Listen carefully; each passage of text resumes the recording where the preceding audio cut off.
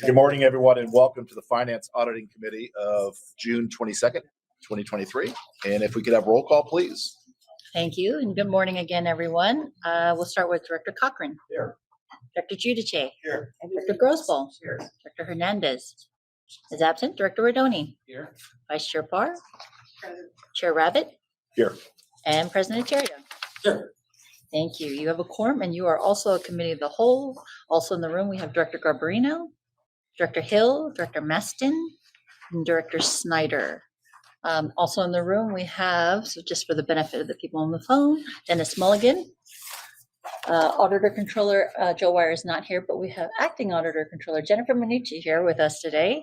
Ava Bauer-Furbush, Kim Manolius is here in the room. Madeline Chun is also in the room. We have Dave Rivera, Kelly Hopper. Just for the purpose of everyone in the room, Dean is from my office in the back. Fong Lu from IS is here. We have Wale Kajopai, Paulo Kessler-Swartz, and David Casarubias from Hanson Bridget. Great. We have a lot of people in the room. Thank you very much. We'll move on then to item number 3, which is the ratification of previous actions by the Auditor Controller. That's on page 5 through 24. And Wale, will you give the PFM report, please? And I think that starts on page 9 of your packets. Good morning, everyone. Sorry.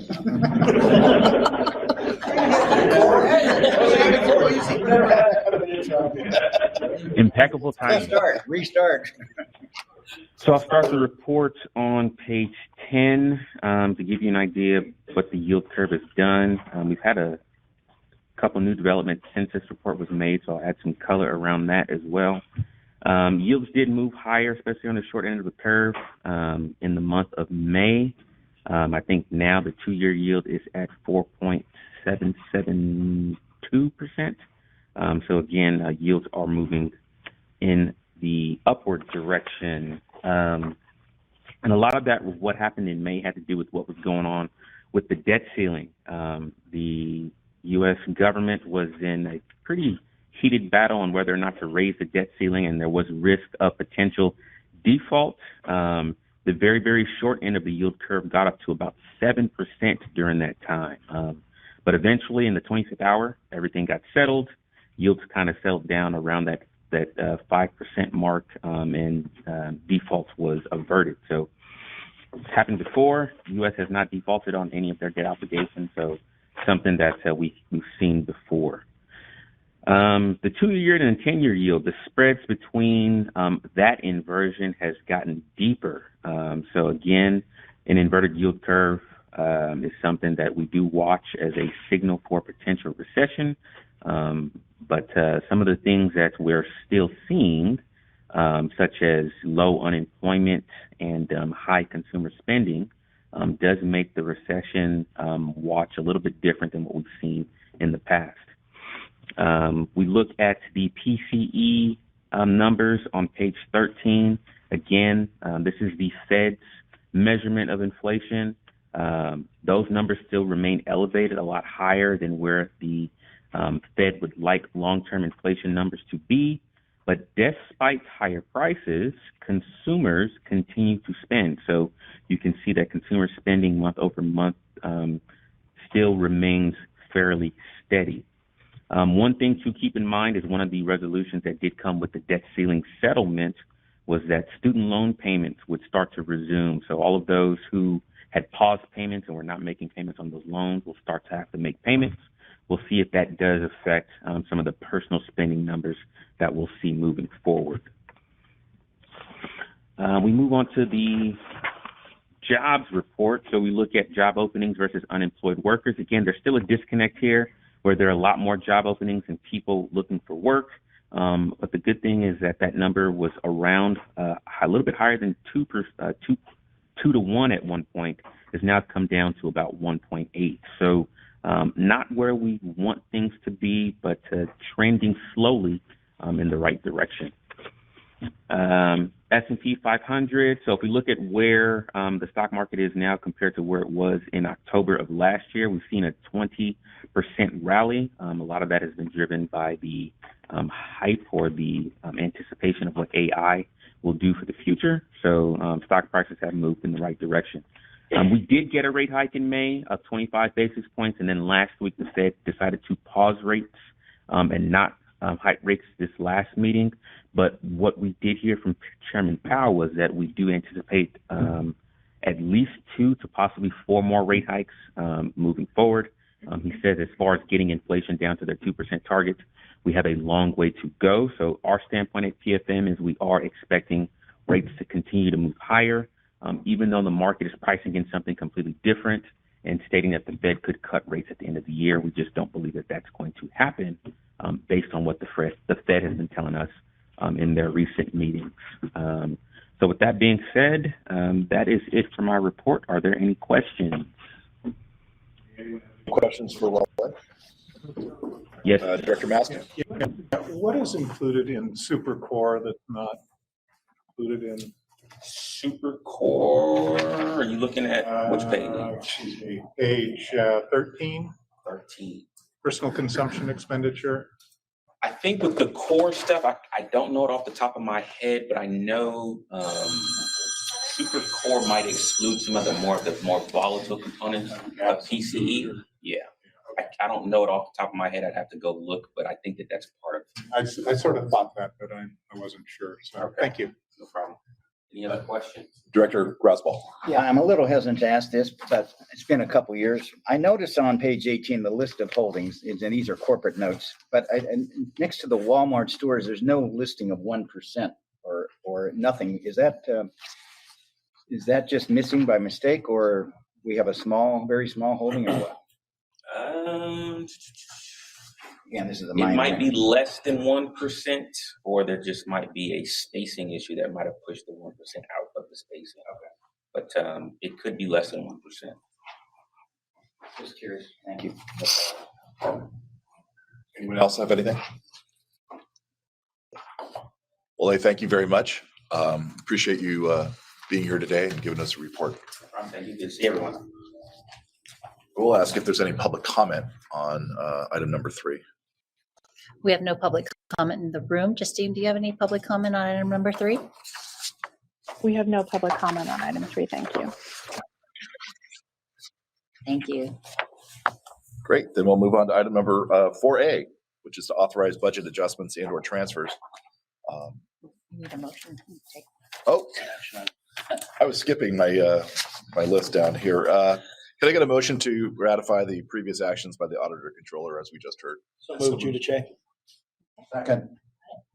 And with that, we will have a vote even. Thank you. We're voting on item number 3, and we're going to have a roll call vote, top bottom. So starting with Director Conroy, who's absent. Director Dorsey is absent. Guardillo is absent. Garbarino. Aye. Judice. Yes. Grosball. Yes. Hernandez is absent. Maston. Holton Peters is absent. Parr. Aye. Rabbit. Aye. Rodoni. Aye. Sefai is absent. Snyder. Aye. Stephanie is absent. Thier is absent. Second Vice President Hill. Yes. First Vice President Cochran. Yes. And President Terrio. Yes. Thank you. You have 11 ayes. 11 ayes. Thank you very much. Moving on then to 4A, authorize budget adjustments and/or transfers. We have Jennifer Minucci. Jennifer. So the item before you is, an So the annual item cleanup before item you that we is- bring every year, and it's to ensure that the budget is in compliance with the board policies. So this year, we're looking to transfer funds in areas, obviously they're under budgeted for a few areas that have some overages in divisions. And main categories are fuel and anticipated some maintenance repairs we've had and higher depreciation due to actually some cleanup in the accounting that they're doing on some of their assets. So if you look on page 29 of your packet, if you want to see any of the detail, in the district division, we're looking to use some unused fringe benefits to fund depreciation costs, mainly from a radio upgrade project that we had, some platform switches, and the new financial system that's starting its depreciation. And specifically, we're looking to move $600,000 from the bridge fringe benefits to fund some overages in debt service due to higher interest rates, depreciation again for seismic, and higher fuel prices.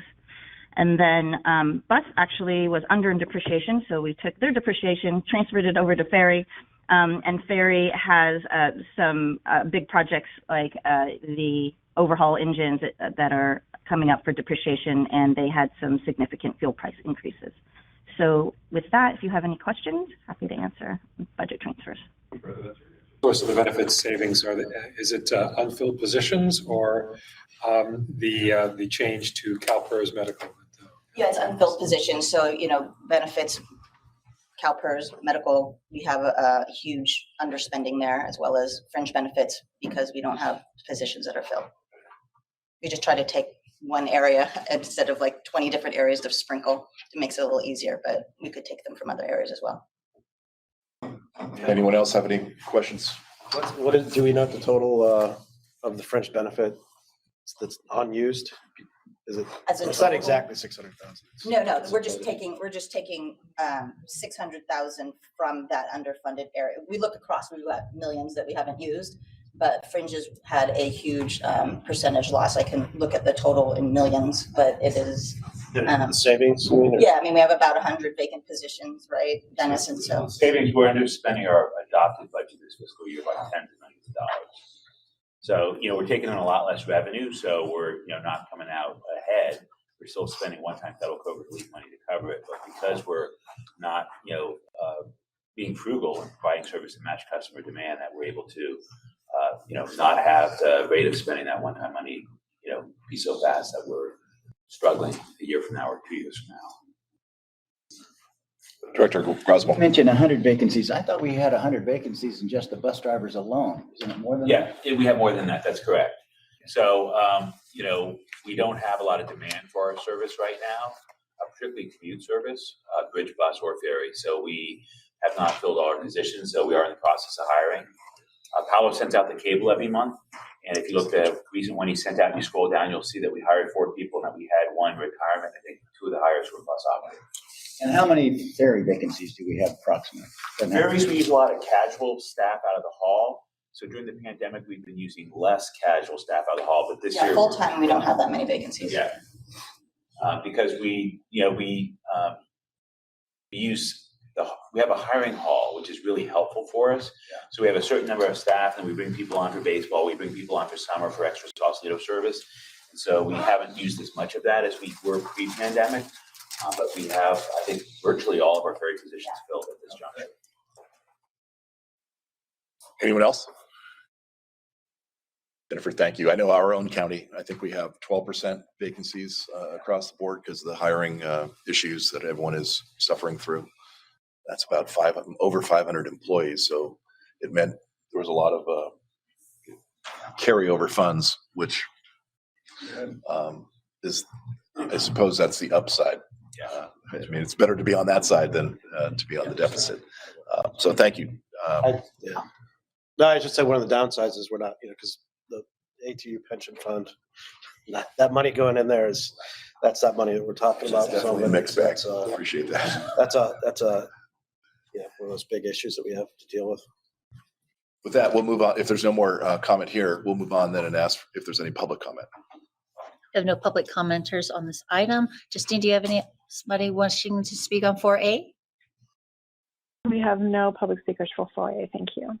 We have no public comment on this item. Great. Then I'll look to my colleagues to see if there's a motion and a second. Also move, Mr. Chairman. Thank you. And a second. Second. So we have a motion and a second to authorize budget adjustments in the transfers. And if we get a roll call vote, please. Got it. Thank you. Voting on item 4A with a first and second, starting with Director Conroy, who's absent, Dorsey is absent, and Guardio is absent. Garbarino. Aye. Giudice. Yes. Grosbull. Yes. Hernandez is absent. Maston. Aye. Moulton Peters is absent. Parr. Rabbit. Aye. Rodoni. Aye. Sefai is absent. Snyder. Aye. Stephanie is absent. Thier is absent. Second Vice President Hill. Yes. First Vice President Cochran. Yes. And President Terrio. Yes. Thank you. You have 11 ayes. So we're going to move on then to 4B. We're going to continue to authorize budget adjustments and or transfers. This one is a budget increase in the fiscal year 22-23 district division capital budget for project 2212, which is the cybersecurity strategic plan and mitigations. Long, Lou? Good morning, everyone. The item before you today is a proposal for budget increase for capital project 2212 cybersecurity strategic plan and mitigations. So this project was formed to deal with the increased cyber attacks and threats since the pandemic. And the staff is asking for a $300,000 budget increase. This was primarily due to an RFP process we conducted last year, and in order to accommodate our needs for a district-wide cybersecurity assessment. There was a scope increase. The networks that we are going to inspect in this assessment is now going to have other networks outside of what IS manages, such as the toll network, the radio network, so on and so forth. The bid came back much higher than we originally estimated. So in order to fill the gap of $250,000 and have some contingency money in the contract, staff is proposing a budget increase of $300,000 for this capital project. That puts the total cost of this project to be $1.05 million. And the breakdown is in the table at the end of this staff report. The funding is going to be, the budget is going to be completely district funded, 100%. So with that, I'm happy to answer any questions anyone might have. Great, thank you very much, Director Maston. Yeah. On, let's see, page 32, it talks about a pre-qualified list. How current is that list? The bench, you mean the cybersecurity bench qualified list? Or was the Yeah, where is it? Pre-qualified bench, second paragraph down. The pre-qualified bench list is one that we continuously evaluate. Each RFP process, we evaluate the vendors and add more or reduce those that stop being qualified. So it is an actively So it's an looked ongoing. into. Yes, it is. Great, thank you. Director Shuduse. Yeah, just a random thought. Considering we're a national landmark, do we have any opportunities to get federal money to help us with some of this? You pursue federal money, as you know, any way we can. This is not one that we saw an obvious source of funding for, even though we are a landmark. Thanks. I might add our security system is a closed loop, so I cannot access it remotely. You have to be hardwired at the location plugged in, so other people cannot access it remotely. Anyone else? Thank you so much for the, I mean, this is a huge insurance policy, because you hear horror stories of entities that have been held hostage, paying ransom, and very sophisticated entities having to do that. So thank you for the work and staying diligent on this. Is there any public comment on this particular item? And we have no public comment in the room. Justine, do you have any public comment for 4B? We have no public comment for 4B. Thank you. Then we'll move on and see if I get a motion to approve this particular item. So moved. So a motion and a second. And with that, we'll have a roll call vote. Got it. Thank you. We're voting item 4B with a first and second, starting with Director Conroy, who's absent, Dorsey is absent, and Guardio is absent. Garbarino? Aye. Giudice? Yes. Roseball? Yes. Hernandez is absent. Maston?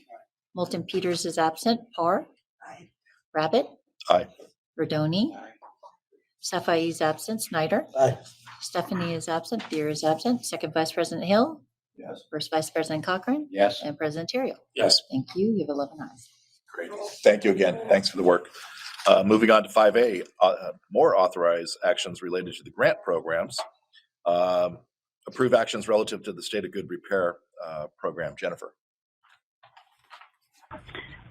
This item is an annual request where we ask the board to approve and delegate authority to the general manager or his designee to submit particular projects to MTC for the State of Good Repair program that supports transit projects. This year, there are 3 projects that we are requesting to submit. One is the Larkspur Ferry Terminal Fuel Rehabilitation, the San Francisco Ferry Terminal Outer Berth Rehabilitation, and the San Francisco Ferry Terminal Inner Berth Hydraulics Rehabilitation. That totals about $1.5 million. The SGR program requires that we submit a board-approved ordinance resolution, authorizing the submission of these projects to MTC. So that is the request before you. Happy to take any questions. Jennifer, any of my colleagues have any questions on this particular one? I just asked Dennis to make sure that this was not one of the funding sources that was made more flexible for transit operations, because that's the discussion that's been going on in Sacramento, and it's not, which is a good thing. So the dollars will stay constant. Director Maston. Yeah, just a comment that some of the acronyms, since they only appear once, it might be beneficial to spell them out, and so there's no misunderstanding at a later date. I'll pass that on to the grants office. We're good. With that, we'll look and see if there's anyone from the public who'd like to comment on this item. Justine, do you have anyone on the line that would like to comment on item 5A? We have no one on the line. Thank you for this item. Thank you. We have no public comment on this. Then I'll look to my colleagues for a motion to approve. Second. So we have a motion and a second, and roll call, please. Voting on item 5A, with the first and second, starting with Director Conroy is absent, Dorsey is absent, and Guardio's absent. Garbarino. Aye. Giudice. Yes. Roseball. Yes. Hernandez is absent. Maston. Aye. Moulton Peters is absent. Parr. Aye. Rabbit. Aye. Rodoni. Aye. Safai is absent. Snyder. Aye. Stephanie is absent. Thier is absent. Second Vice President Hill. Yes. First Vice President Cochran. Yes. And President Terrio. Yes. Thank you. You have 11 ayes. Thank you, Jennifer. Moving on then to item number 6, one of our favorite topics, insurance. Approve renewal of the liability and property insurance programs, and Kelly Hopper is going to make that presentation. You hurt my heart that you're not excited about this.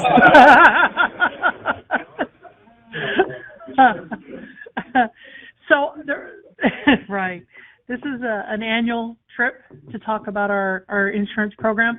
There are several components to it, and I'll highlight a few things, even though most of it is quite routine. We're asking for several different recommendations. One is to delegate the general manager to authorize the purchase of our excess general and automotive liability insurance for a 1-year term, and I'll explain why that needs to be in a second.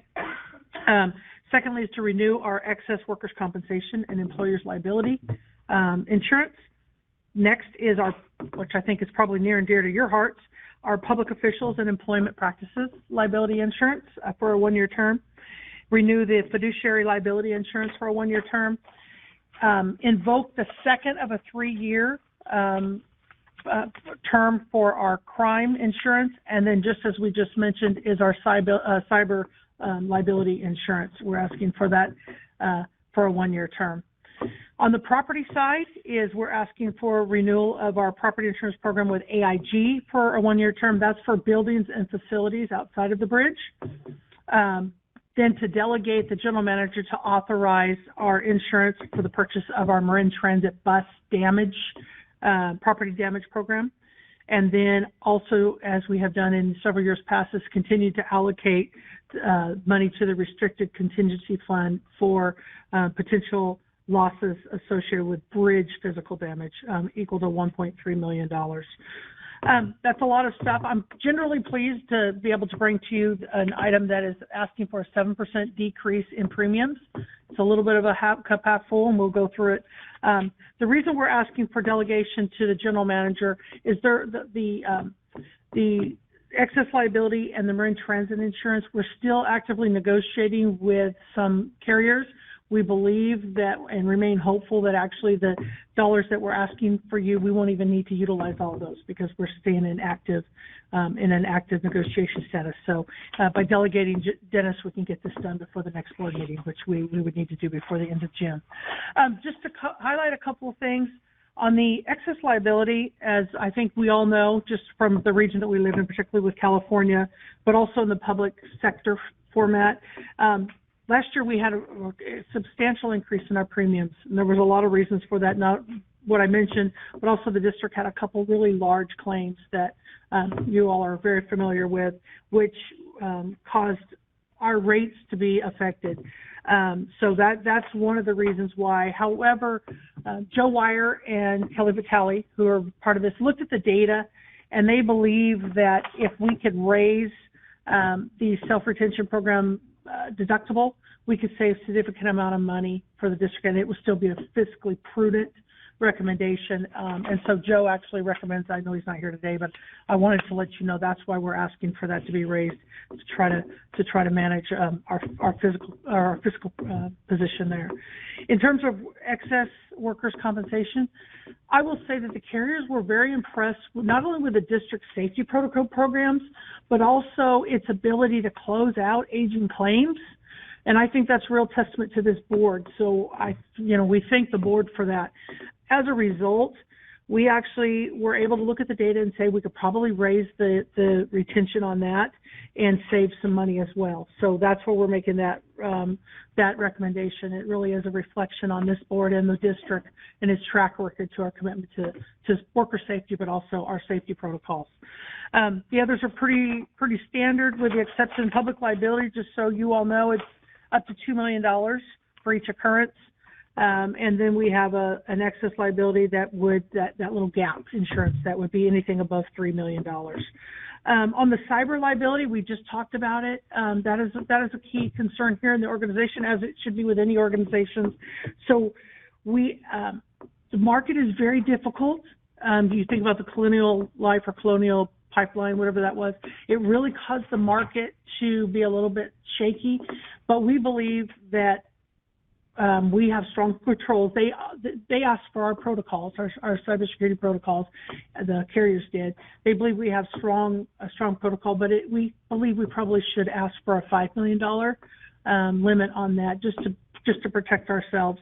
And even though going up to $5 million, we still were able to save $15,000 in the premium, just because of the programs we have in place. On the property side, as we know, earthquakes, fires, everything that's going on, that tends to be impacted. We have a rate increase, but not as big as we thought it was going to be.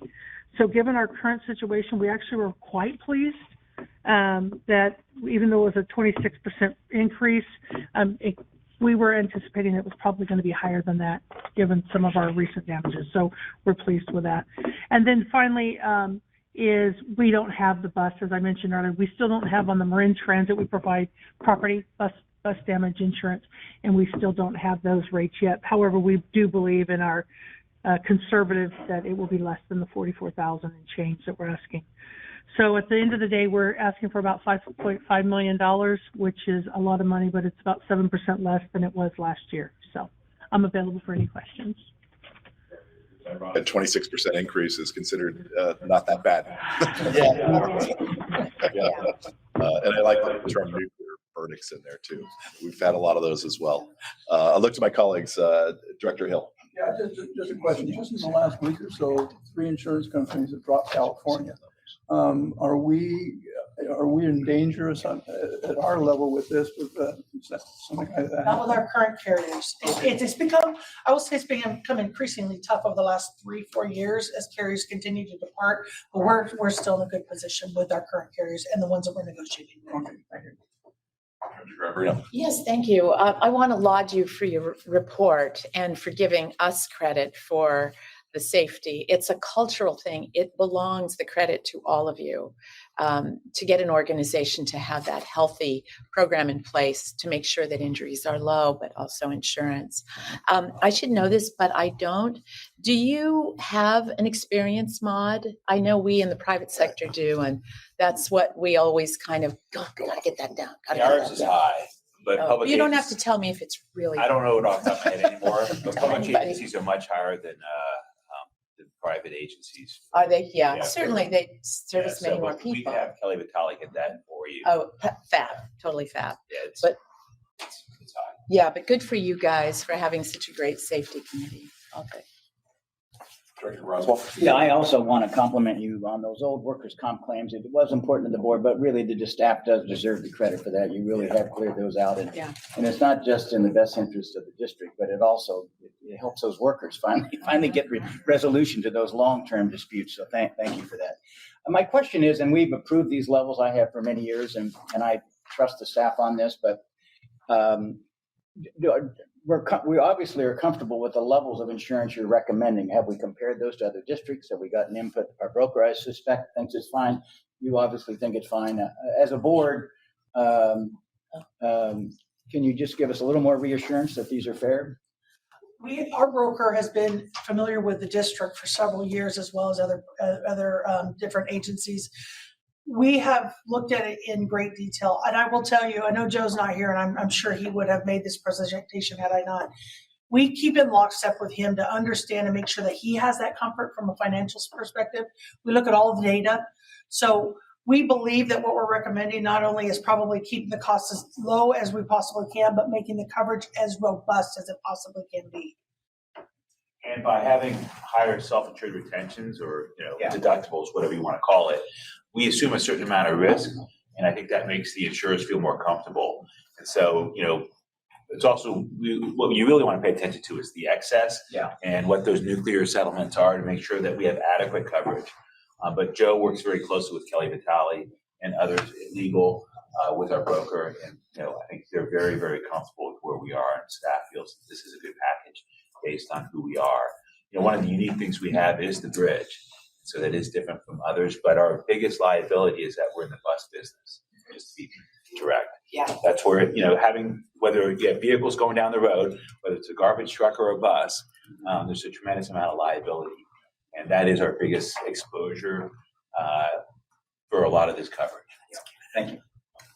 Director Maston? Yeah, I just wanted to piggyback on what Dick said, that clearing out the old claims has more to do with Kelly and staff than anything this board has done other than hiring you all.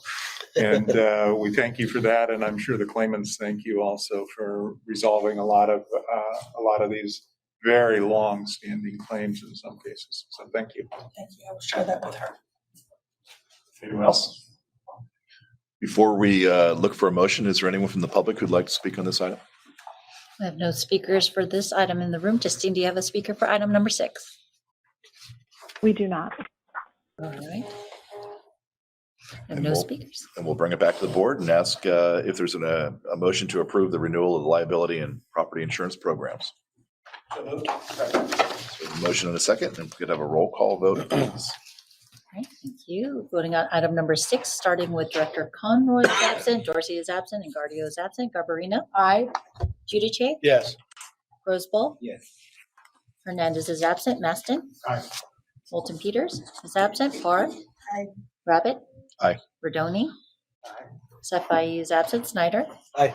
Stephanie is absent. Thier is absent. Second Vice President Hill? First Vice President Cochran? Yes. And President Terrio? Yes. Thank you. You have 11 ayes.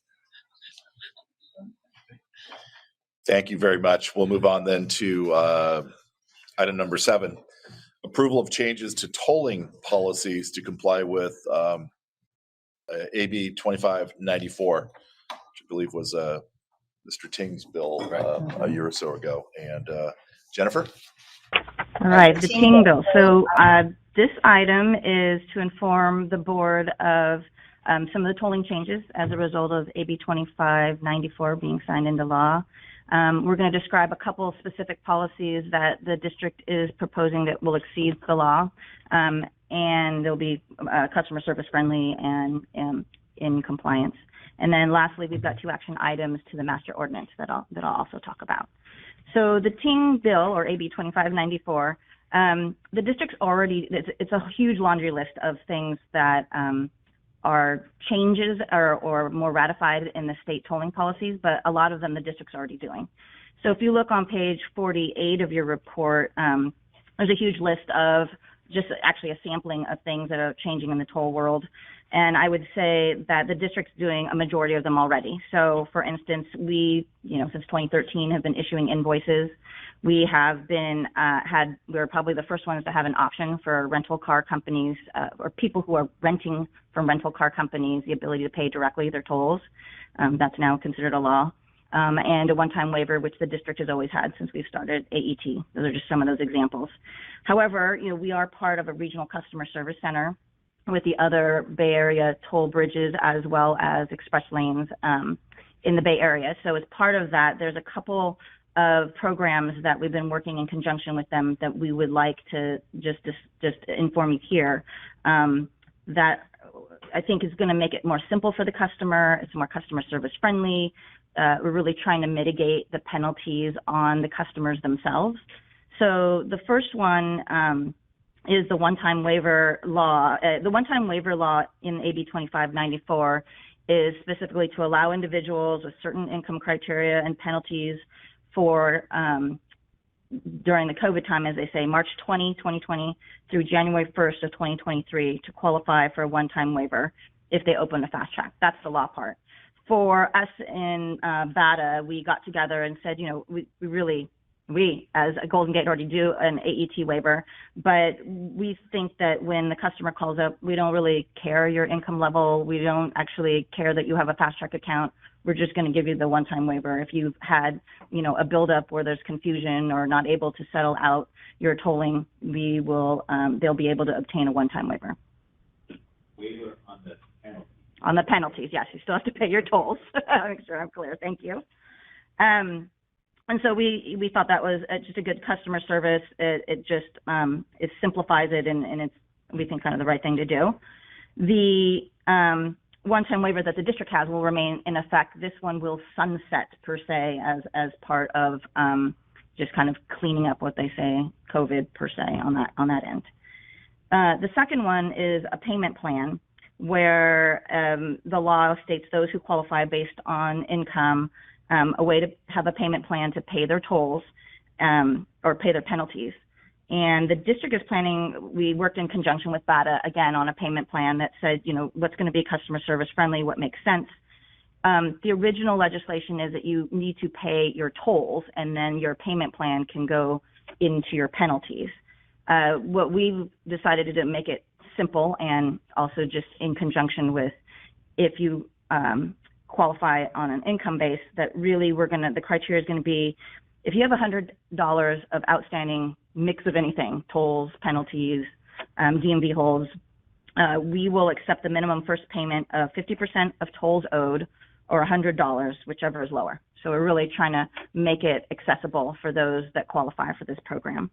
In addition, the law states that you can have 2 payment plans every 6 years. We're going to allow them 2 plans every 4 years. So we really did sit down, try to be thoughtful about what makes sense for the customer. We are all now regional customers, as we say, so we want to make sure we also have similar policies so that customers not confused what happens at one agency and another agency, so to speak. And then lastly, there are 2 changes in our district's master ordinance that we need to address as it relates to the AB 2594.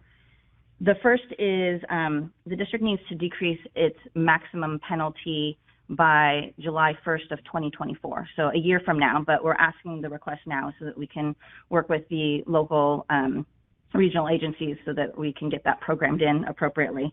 And what we're proposing is that we have $25 for the first notice, is what we have now, but then we would have an additional $25 for the second notice for a cumulative of $50 as a maximum, as opposed to $75 per toll right now. So that is the first part of the master ordinance that we would request, that we would like to propose as an action item. And the second one is that the fast track toll tag deposit be decreased down to $5. And the region actually has already put that into place as a customer service friendly model. So we would just want to make sure we approve that change for the master ordinance so it complies. The attachment you have actually on the master ordinance, I apologize, there's a couple typos in there, but they're just because we put the numbers in and didn't match the words with the numbers. So if you have a paper copy, that one's incorrect, but we did put the one on the web that is corrected for those typos. And I think as it relates to this item, that's all I have. I'm happy to answer questions. I know this is a meaty topic, but that's the overview. I was just curious, how many outstanding tolls, unpaid, and penalties do we have now? Do you know? So Estimate. I guess a better way of saying it is, we collect in penalties approximately 10 million a year. In penalties? Just in penalties. So there's a time lag on tolls. We ultimately generally get tolls. The intent of the board when they started all electronic tolling over 10 years ago now was that they wanted the penalties to cover those tolls that got lost. The motorcycle puts a hand over the plate or there's mud on the plate. So they want the penalties to offset any lost tolls. And, we've done better than that as of recent. And so we're, very supportive when Ting introduced the bill. and we worked with the author, on it. And a lot of what he has in the bill is basically copied what we were already doing. But there's a couple areas where we said, hey, you guys can do better, and we concur. I mean, out of the gate, we collect about 85, 86% in fast track. So those are people that are already kind of on the program, already in their fast track accounts. We've done a lot of work with our tolling policies to kind of incentivize somebody to pay on fast track because it's a little bit cheaper, and then we know who you are. So really, it's just collecting from that other 14, 15%. And then about half of that is people who like to pay for license plate tolling. So one-time tolling, they'll just put their credit card on and get charged as they go. And then the other 7.5%, give or take, are invoice customers. So, I mean, we spend a lot of time on but for us, it's really a small percentage of our customers because our customer base actually is pretty strong. But, people can get in trouble. People have complicated lives. And so you could be a fast track customer. Your credit card goes bad. You move. You haven't updated your credit card on fast track because you don't remember you need to do that. And so that's why since we started, we've had a policy. If someone calls up and says, hey, the dog ate my invoice, you just pay the toll. So we've had that, that policy in place because people do get in trouble. But then some people get in trouble every year. Yeah.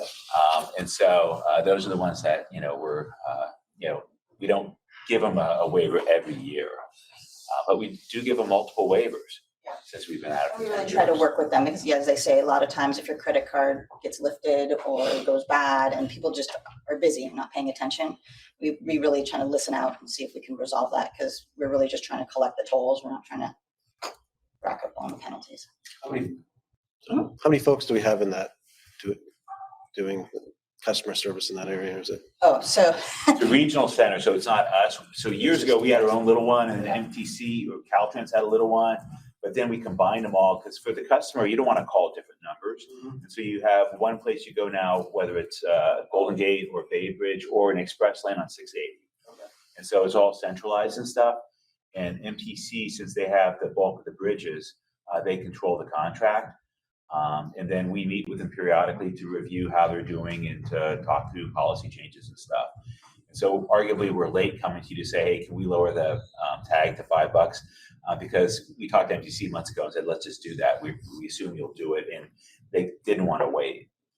But it's a very collaborative process, and we work very closely with them. Jennifer and her staff spends a lot of time with MTC staff on that. And at times there's been challenges with the call center, with the vendor. And, some of the challenges we've had have, created problems for us. So we have not always been happy with the current vendor that MTC has, and we're working with them on an RFP to go out for solicitation. It's changed quite a bit because when we started, it was just the Bay Area bridges and ourselves. It was just bridges. And express lanes really hadn't come into, BAFA didn't exist. So as they started adding BAFA, and now they've got San Mateo and they've got VTA doing theirs. And so all of them actually are collectively part of this regional customer service center now, which is nice. It wasn't always like that. Everyone just used to have their own policies. You'd have to buy your tags from your own individual agencies. And so in this day and age, it just makes sense that we merge them. But now with the policy shifts, we're all just trying to make sure that the programs make sense for each of the agencies. Yes, I have to apologize. I'm not very familiar with how you use tolls or anything like that, so bear with me. If you go through the toll and it reads your license plate and you have a fast track, but you don't have it read on it. It just builds your account. It builds you. Automatically, no person's involved. So cross-references, so you get. Takes a picture of the plate, it reads it, it's called optical character recognition, compares it to a list of customers. Okay. And if there's a match, that fast track customer has their license plate on file, it builds the account. They call those iTolls, but you're billed because you're a customer. Now, if you buy a new card, forget to add the new card to that, then you'll get something in the mail. What if you go for a ride with someone else and you use your fast track, and so it wouldn't match the register? If it reads a fast track, for privacy reasons, it does not retain the license plate image. So if you want to be anonymous, you can get a transponder and pay cash at a network of small stores throughout the Bay Area. You can be anonymous. So if you have a transponder, it deletes the photo that was taken of the plate. So if there's a transponder in a car, that's the first read. If there is no transponder, then it reads the plate and then it compares it to a list of customers. If your customer builds the fast track account, if they're not a customer, then it looks at the DMV registry and an invoice is generated. Is all of this on our website easily for? We have a link to our website. We have a little animated video that talks about it. All right. And if you have your smartphone with you and you're visiting the Golden Gate Bridge, you can dial **GGB and you'll get a pre-recorded message. You have a choice of 9 languages. You can click on a link and we make it easy to collect your money. You type in your license plate number, your credit card number. That's right. Director Maston. Yeah.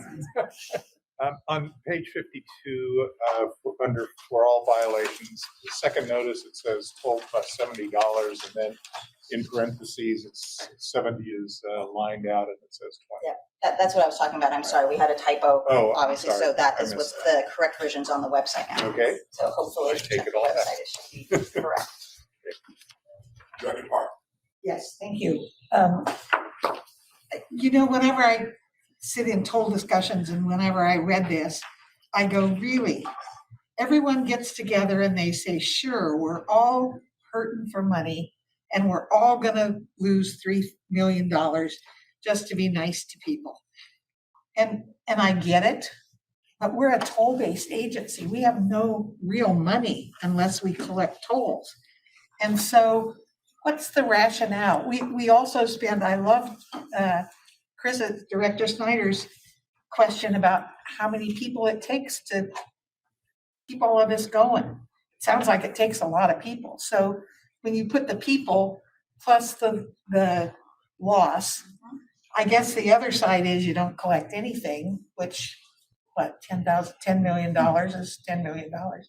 But how do you work all of that? I mean, is every agency willing to lose money to make this easier? We're not losing money. We collect tolls. Sure we are. We're gonna collect less penalties. So the intent of Yeah, but we don't collect the penalties. We're making it so we don't collect I'm sorry, So but you raise a good point. So from a public policy perspective, the author of the bill has a concern that I think most of you would share, that parking fines and toll fines disproportionately impact low-income people that are struggling in life. They forget to pay the meter and they owe $3, and by the time they get done with DMV holes, they owe $1,000. And these are folks that can't afford it because they're working 2 jobs. And so the intent is to minimize the impact to low-income individuals.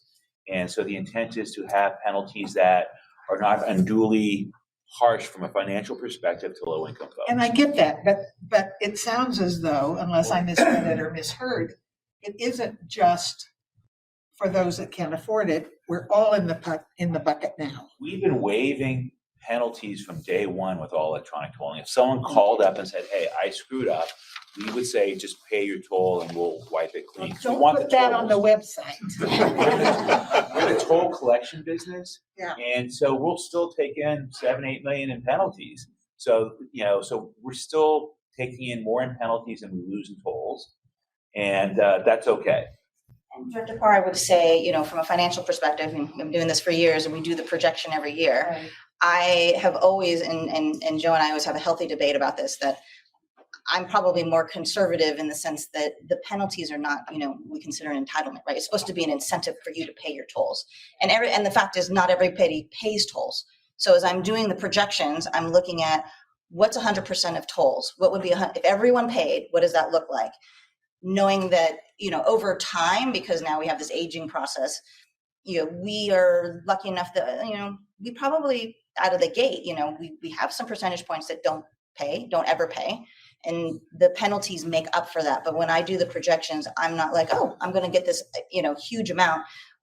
We've had to even it out because we get what we get, but it's part of a planning tool. I would say we're really conservative to be like, this is not, part of the financial model base. But, and I think you've said it over the years, the point is to incentivize them to make sure that they pay their tolls. And if I understand that, and I appreciate that, but I can't let it go without making that comment. Absolutely. That's a good comment. I'll add something. what we tell people is we're in the toll collection business. We're not in the penalty business. And I state that because there was a state back east that got in trouble, who I won't name, that was bonding against penalties. Yeah. So that's why it's real important that we're clear. We're in the toll collection business. We want to have penalties to encourage people to pay and to make up for those that don't. It's kind of like when you go to Safeway, you buy a loaf of bread. If someone stole a loaf of bread, you probably paid a penny extra for your loaf to cover that cost. Well, for us, we want the miscreants to cover the loss as opposed to spreading it over everybody. And that's kind of what we embraced early on. And while this, will bring in less penalty money, it still brings in more than enough penalty money for us to get over that 100% of the toll, if that makes sense. And if you want to revisit that policy, that's okay. But I think from a public policy perspective, you also want to understand that the folks that disproportionately get impacted by penalties generally tend to be the low-income members of our community who don't have the time and wherewithal to navigate life the same way some of us do. And I don't think we have time to spend our time on going back over the tolls. Like I said, I just need to keep saying it. One of these days it'll work. I can tell you that this has been a huge topic at BATA. Yeah. And lots of multiple meetings. And interestingly enough, to your point, and BATA has $9 billion in debt outstanding. And so it really matters how much tolls you're collecting. Oh, yeah. And the discussion amongst the board was kind of going in different directions. And I think what you see through Mr. Ting's bill was trying to set a balance, because I know that there was a trip to New York. I didn't go on it, but talking to the bond holders who were very concerned about the direction of absolving all penalties per se and lowering tolls by income levels, and just really worried about where that goes. And we have the same issue that we've been discussing about Highway 37 and the amount of money that could be collected from tolls there, especially implementing. It does reduce the overall amount. I was just going to ask you, Dennis, but I think you've answered it. So I know we budget the penalties because we take that money in, but we don't allocate expenditures on the penalties, or do we? We assume that we're going to take in a certain amount of money next year in our budget, and we're conservative in the assumption on the penalties because we don't want to bank on the penalties. We don't want the penalties don't come in, but then we might, take in a little bit more than we originally budgeted. If I guess my question is, if it goes into an unrestricted reserve, then to me, that's not, we're not counting on the penalties. It's quote unquote bonus money. That can be allocated in the carried forward, as opposed to, I think it's egregious to bond against it, but I'm not sure if it's too far behind to budget with it as well. I was gonna say. Here, we don't have we're not doing fund accounting, right? Everything's in one big fund. So whatever you take in, whatever's left over goes into the unrestricted reserve. Okay. Yeah. No, I think that's a great way to do it. And Director Garbarino. Just to add a comment, I remember when I was lucky enough to first come on this board, there was a class action lawsuit, 3 individuals, as I recall. They won. Yeah, there you go, right out the park, yeah. And that certainly was quite a costly extreme of people creatively, if you will, finding a way to get away with leading very complicated lives. Now we know we're all leading very complicated lives. Just a comment. I do, just so the some of the newer board members, the policy that Dennis talked about this liberalization of calling in and waiving is, we as a board did support that. Oh, yeah. And I just want to compliment Jennifer, who's been one of the leaders on this all electronic tolling, because we were really the start of it. And I give her a tremendous amount of credit over all these years. So she and her team, and then also him and Madeline and their law firm did defend us in that lawsuit, and we prevailed in that lawsuit.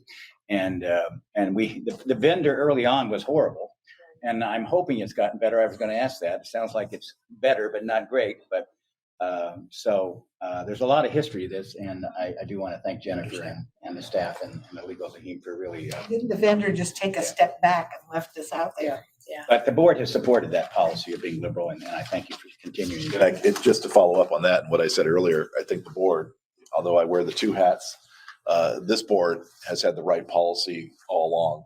Because what was true, and when we first went through the analysis on the data side of things, you could probably lose your house by not paying a bridge toll, which is really kind of ridiculous because there was no way to stop the escalating penalties and fees and everything else. So the fact that we had the waiver was just a good stopgap measure. So there's definitely a need for this, but there's also a financial consequence to a certain extent. I was going to ask, counties have the tax loss reserve fund or the teeter fund, which grows when people don't pay their property taxes, and the penalties go to pay those entities that get distributed, like cities and districts. What do we look at in terms of our trend for this fund, as it were, going forward? I just wonder how that could tell us whether it's the amount of the toll or how the economy is overall, and how this would be affected. I think it would be interesting to see what happens to that dollar amount going forward. I mean, we track now to make sure, like, we kind of forecast that 100% toll, make sure that gets filled in the bucket. And then we look at what kind of that excess with that 10 million fluctuates. So, and I think the decrease in the maximum, because really you're just decreasing the second penalty here. We are not decreasing as low as some of the other local agencies. So that's one. And two, just in doing some of the data dump that we've been doing in the analysis, it's rare that people pay a lot of they're not paying a lot of $75 violations now. We don't actually want them to pay $75 violations. It's a lot of money, right? So I would say when we look, it'll be interesting to see this year, because we really don't know how much of that penalty amount really shrinks or evens out. I mean, I think what we're hoping is that we're getting people just to pay their tolls more, like we get a higher percentage of paying off the bat. I know that BATA looks at it as kind of an incentive. They use the penalties as an incentive to pay your tolls, and ours is kind of like, a disincentive not to pay your tolls. And I think that we will be pretty flat for the next year, because as an aging process, right, this doesn't go into effect till July 1 of 2024. So we still have a year of current penalties that'll get programmed in, but usually to get to a second violation, it takes at least 60 days, 90 days. DMV holds take a year. So the aging process can go up to 2-3 years before it really goes out. But I'm expecting to see the waiver, the one-time waiver policy, see what effect that has for that time period. But quite honestly, we as a district have already done the ongoing waivers. So I'm not expecting to have a huge push of people coming out of the woodwork until maybe BATA does their big media campaign. But other than that, I think we find at least most people that get in trouble, they call us, like they're freaking out. They want to take care of it. And so I'm not seeing, at least as far as I'm aware, a huge backlog of Golden Gate customers not paying their tolls or racking up large. This is kind of a amnesty bill to make sure that we've cleared them out. But just on our trend, we know BATA has a whole different situation, having them gone AET. We don't have the instance of commercial entities kind of abusing the system, not paying the tolls and just taking the, being billed monthly instead. And I think our issue I see more are these small little businesses, like little, I don't know, box trucks that might have a dozen people or 20 vehicles that are just on their own private accounts. Those seem to get in trouble, right? I don't know if they're like private Ubers or whatever they are, but we definitely see them. We definitely see them where they are in their zip codes. So it kind of makes sense that they're just little cottage industries. And, they may get in trouble. They may not have the right credit card. I mean, I probably get a call once a week of someone like, I didn't know my credit card expired, or I didn't know I didn't put my new one on. And I was like, just give us a call. This is what we need to do. What we walk them through. But the commercial entities, the small businesses are the ones that I think rack it up and really not quite sure what to do, because there's really no reason it should be like that. I think Matt was worried about some of the larger ones. Just that would be an easier business practice for them and to absorb. It would be cheaper for them to go that route rather than administer within the company a larger. They just pay once a year. Yeah. But remember, $5. And but remember you got to wait the whole year to get the the but their tolls. tolling structure is different too, right? There is no differential between, and that's a huge difference for us. That I'm glad we're not there. That's we have an incentive to be on the fast hard track one to account. crack. Yeah. Director Maston. Yeah.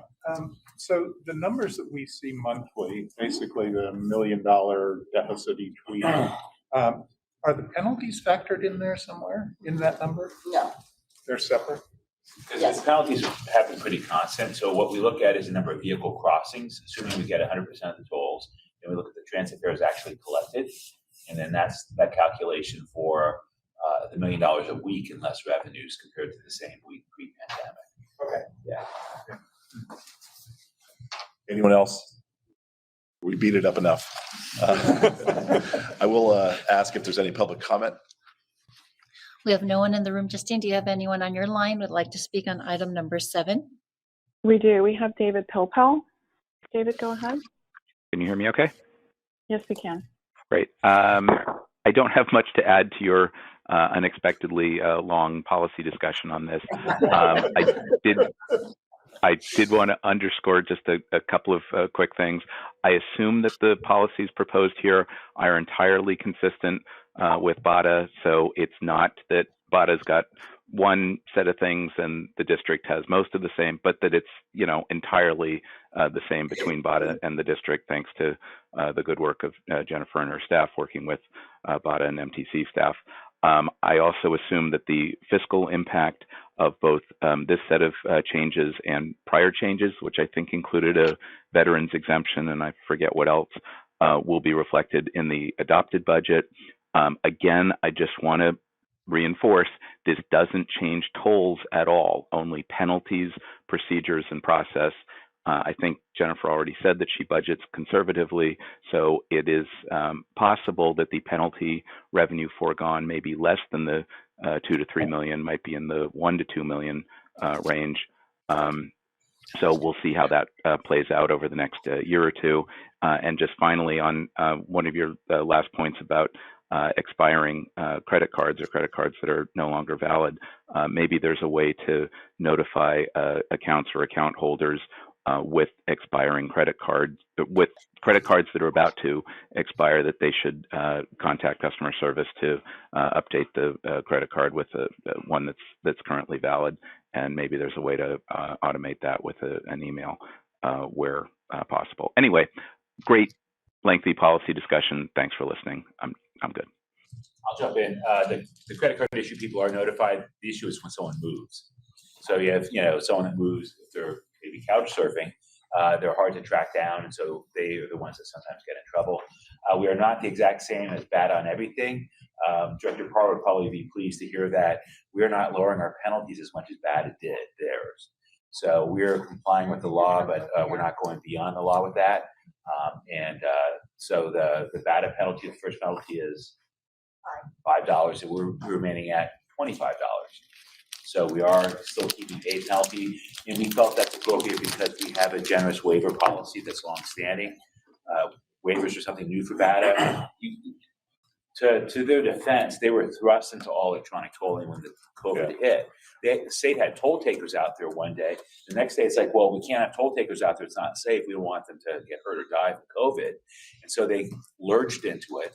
And so I think some of the impetus for the legislation is just catching up with them trying to figure out how to do something new at a massive scale.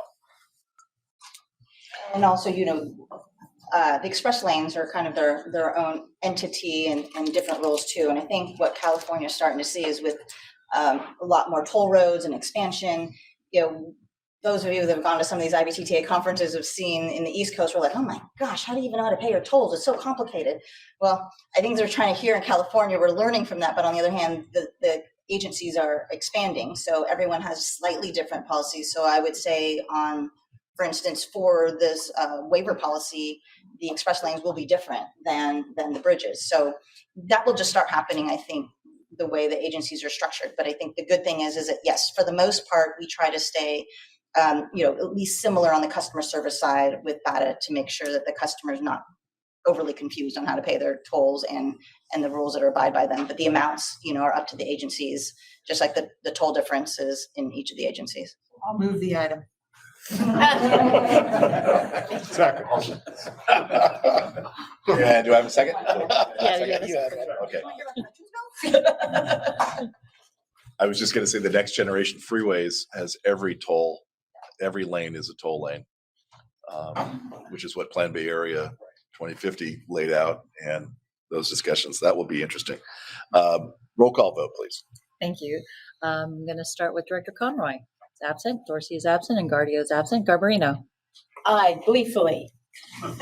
Judice. Yes. Roseball. In honor of my friend Barbara Parr. Hernandez is absent. Maston. Aye. Milton Peters is absent. Parr. Yes. Rabbit. Aye. Verdoni. Aye. Sefai is absent. Snyder. Aye. Stephanie is absent. Theor is absent. Second Vice President Hill. Yes. First Vice President Cochran. Yes. And President Terrio. And with me, we're done, yes. Thank you. Well, Sorry, nice. So Ten we minutes get- discussion. We're ending on the high note here too, which is item number 8, approve proposed fiscal year 23-24 operating and capital budget. And Jennifer is here with us All right. to make this presentation. Now that we've hit our stride, right, the operating and capital budget. All right, before you, as you know, this item was introduced last month. Joe did, extensive walkthroughs of the book. Happy to do an extensive walkthrough, but generally what we do is, remind you that it's on the website. So the proposed book is on the website. If you have any questions or want to review it. As part of today's walkthrough, Joe always asks me to read through the recommendations, so please bear with me because he definitely sees this as one of the most important financial decisions of the year. So on page 53, I'm just going to walk through the recommendation. The first one is it authorizes the following items as contained in the budget: the district's goals, projects, and accomplishments, the reserve structure, changes to the table of organization. Number 2, it includes salary increases for coalition and non-represented employees. Salary increases for ATU represented employees will be included in the FY 23-24 adopted budget. Number 3, it includes a capital contribution of $21 million. Number 4, authorizes a budget increase for 5 capital projects for a total of $785,000 to be funded with 100% of district reserves. Number 5, authorizes the following items not currently included in the proposed budget but will be included in the adopted budget. Any board-approved actions through June 30th, 2023 that have a fiscal impact to the 23-24 capital and/or operating budget. Carry over any incomplete projects in the 22-23 capital budget to the FY 23-24 as authorized by the general manager. C, move any capital projects from the FY 24-25 list to the 23-24 budget authorized by the general manager as staff resources become available in the FY 23-24. And lastly, include final FY 22-23 budget transfers needed to comply with the board's budget policy that will be implemented in the FY 23-24 adopted book. So I did want to note, as the recommendation states, we will address any action that's taken at this June board meeting as of note of significance. The ATU negotiation that was, since it was settled on before June 30th, the budget will include those changes to the salaries and the related benefits. On page 55 of this report, usually it's a cut and paste, but we did add a paragraph about the ATU, on the board report. So on page 55 of your board packet or your committee packet, you'll see an added paragraph explaining the changes due to the ATU settlement that will cover an additional $126,000 in salaries for this year that's ending June 30th, and the one-time contribution of $5.2 million to the ATU pension fund. So that will take place in the FY 22-23 budget. And then for the FY 23-24 budget, we will increase it $2.3 million for salaries and all the related benefit changes. And lastly, as that results, I'm anticipating the question on the one-time federal funds, that would increase from the budget perspective of $55 million to a $57.3 million use of one-time federal funds. Again, that's what the adopted budget book would say. And then given that this happened before or after the proposed budget, we're not going to change the proposed budget. We're just going to add it to the adopted budget. Happy to walk through any questions you might have on the budget. Or Director Roswell? This will be voted on by the board tomorrow, right? Yeah. The 57.3 is coming from federal funds. How much does that leave that we have in reserves from the federal funds that we're not using?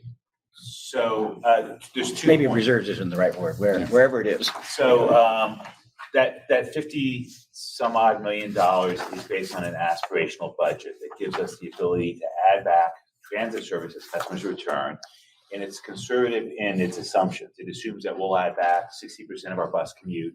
We'll add back an extra weekday ferry crew at Larkspur, but it assumes that bridge traffic won't come back as quick. And so, that we probably won't spend all that money next year. It's a good thing if we do.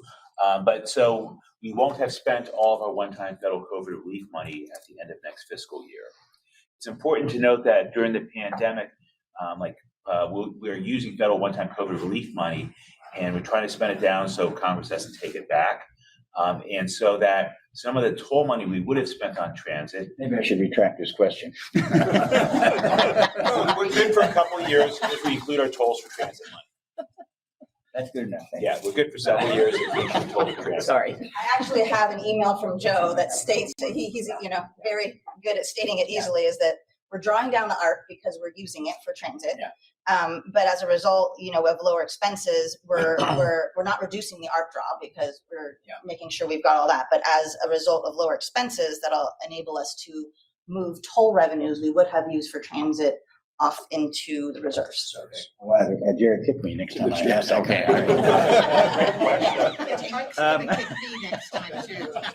I noticed not to be too specific, but in the capital projects, the toll gantry, I think I'm $1 million or $2 million next year, but there's still, I think, $5 or $6 million in future years, which suggests to me that the toll gantry completion is years away. Is that? Do we have a timetable on that, or is that not this? I would defer to the engineer's report because it's in the engineer's report.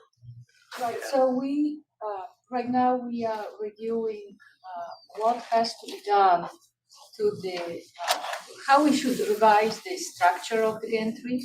So we will make it available for any system that we want to consider for tolling.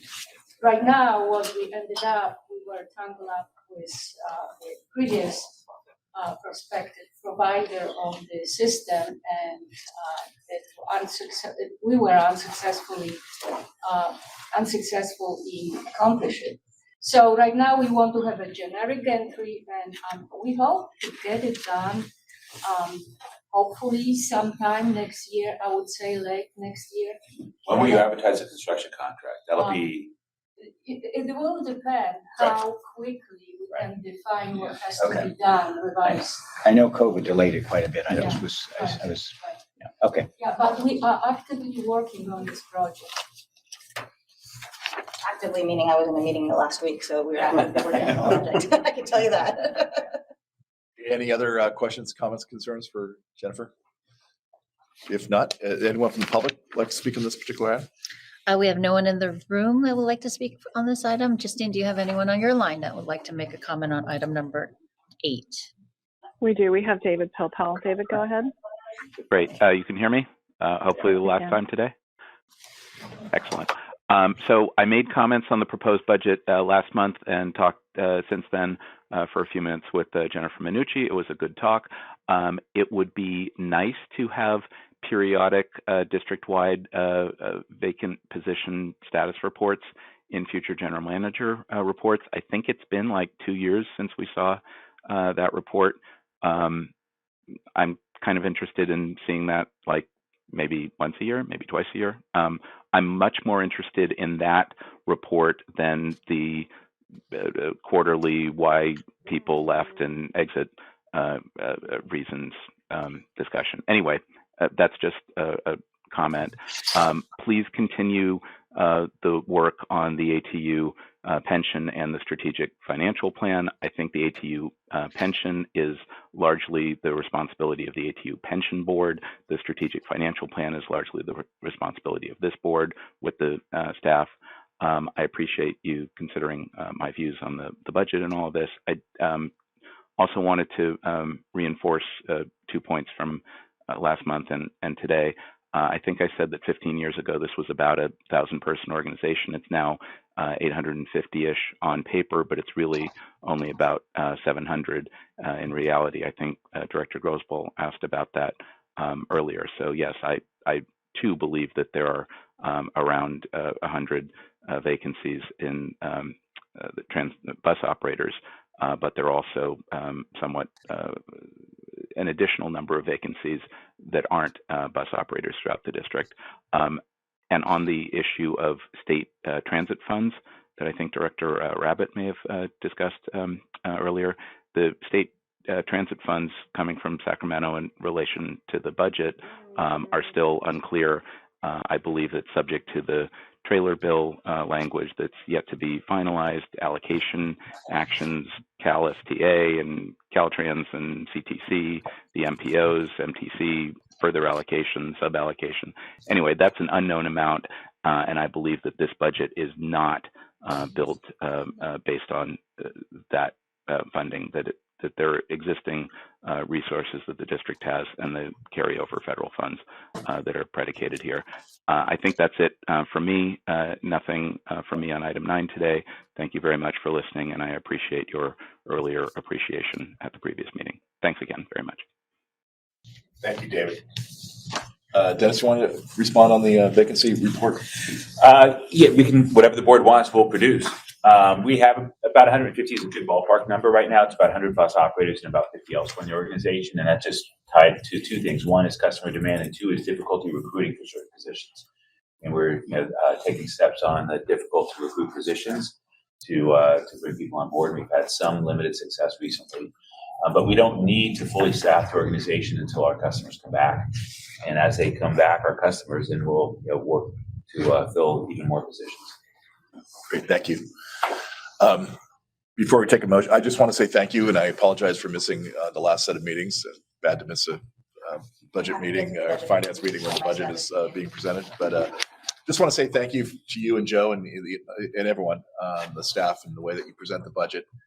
It's been great. The one good outcome of the pandemic has been to really follow the ongoing reports at each and every meeting. So it makes the whole thing a little less very seamless. So thank you so much for the clarity and the transparency in the budget book. With that, I'll look for a motion to approve.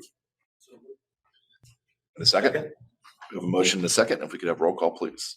All right, thank you. We're voting on item number 8 with the first and second, starting with Director Conroy, who's absent, Dorsey is absent, and Guardio is absent. Garbarino? Aye. Giudice? Yes. Grosboll? Aye. Hernandez is absent. Maston? Aye. Moulton Peters is absent. Farr? Aye. Rapid? Aye. Verdoni? Aye. Sefai is absent. Snyder? Aye. Stephanie is absent. Thayer is absent. Second Vice President Hill? Yes. First Vice President Cochran? Yes. And President Terrio? Yes. Thank you. You have 11 ayes. Great. We're not done with Jennifer yet. We're moving on to number 9, status report on the fiscal year 22-23 budget. All right. I'll keep it short. The status report, we didn't have the last 2 months, so you'll see it through May. So April and May are now on there. As the report shows, we're targeted to spend significantly less than what we budgeted. As a result, we're estimating right now, we got to do the close, we got another month to go, but about $3 million in total revenues will be able to get transferred over into the reserves as a result, as what we were just talking about on the drawdown of the ARP using for transit. And just as a note, on page 35 of your budget book, if you're that interested, in your proposed budget book, it shows a one-time federal fund kind of the drawdown, so that you can see from a budget perspective how much we're looking to draw down and how much is left over from all the different, it starts with the CARES Act and goes all the way down to ARP Tranche 3. So that might be helpful so you can visually see how we've drawn down the money. And as I always say, coding and accounting, what he draws down and then balancing out what we expense and then what we have left over to move over, you'll see also the cumulative toll carryover as well. So if that's helpful on the conversation we were having before on that. I don't have anything else on the status report other than what Joe had said before. We're drawing down the ARP. We're spending less money. Therefore, we've got more money to move over into the reserves for future years. Questions, comments, or concerns on this side? Seeing none, real quickly, is there anyone from the public? I have no speakers under item number 9, and I believe, Justine, you don't have any speakers under item number 9? We have no speakers under item 9. All right, great, thank you. All right, that was just a report, so we'll move on then to 10, the monthly review of the Golden Gate Bridge traffic tolls and transit patronage fares for April and May of 2023. Jennifer? All right. Again, you have both April and May with the data in there. Since we're so close to closing up the year, Joe and I suggested that we hold off so you can do a 12-month review walkthrough. But you'll also take a note, all modes have an uptick in both traffic and ridership, so that's looking good. And I don't have any, unless there's any, I'm happy to take any questions if there are any on this item. Any questions? Before we take public comment on this one, let's just we can move on to 11 and we'll combine the two. Monthly review of financial statements for 10, 11 months ending April 23 and May 23. Jennifer? Again, you have both April and May data, and we suggest we hold off to do a year-end review, but you're going to see that ARP fund drawdown for the transit services in there as well. Questions on that one? Public comment on items 10 or 11? We have none in the room. Justine, do you have any comments for items number 10 or 11? We have no comments for 10 or 11, no speakers. Thank you. Great, thank you very much. Thank you, Jennifer, for all the work today. So before we continue to item 12 on the agenda, which is closed session, if there are no objections, I'd like to accommodate the public and take item 13, public comment now instead of after closed session. Are there any objections to taking public comment now? Seeing none, Madam Secretary, is there anyone from the public wishing to address this committee under item 13, public comment? Just seeing we have no speakers in the room, we're going to see if you would like to poll the public line one more time while we clear the room. Yes, I would. Thank you. That would be great. Thank you. All right. Good morning. Is there anyone that's joined us that would like to speak under public comment this morning? Please use ** to unmute yourself and let me know.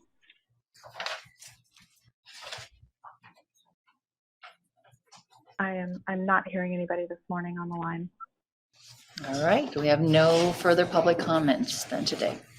All right, thank you. Thank you, everyone, for your patience for our meetings today. We'll be placing the public on hold for the duration of the closed session item. Return after closed session to adjourn the meeting. And I'm going to turn it over to Kim to take us into closed session. Kim? Thank you, Chair.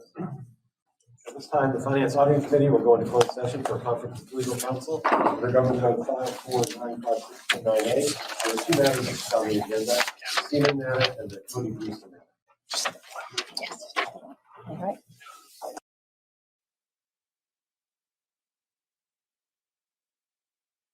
Thank you for your patience while we're in closed session this morning.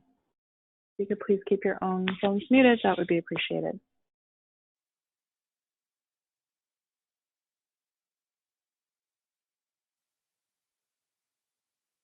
Yeah. All right. We're back online. Great, we're back in open session. Welcome. And to report out in closed session, I'm going to turn it over to our attorney, Kim Manilius. Thank you, Chair Rabbit. The Finance Auditing Committee met in closed session for the two items listed on the agenda. As to the advice was, the council was the same on both items. The Finance Auditing Committee gave its council appropriate guidance as to handle both matters. Thank you very much. Great, thank you. With that, we're on to item number 14, which is a motion to adjourn. May I have a motion? I have a motion and a second, and hearing no objection, we are adjourned.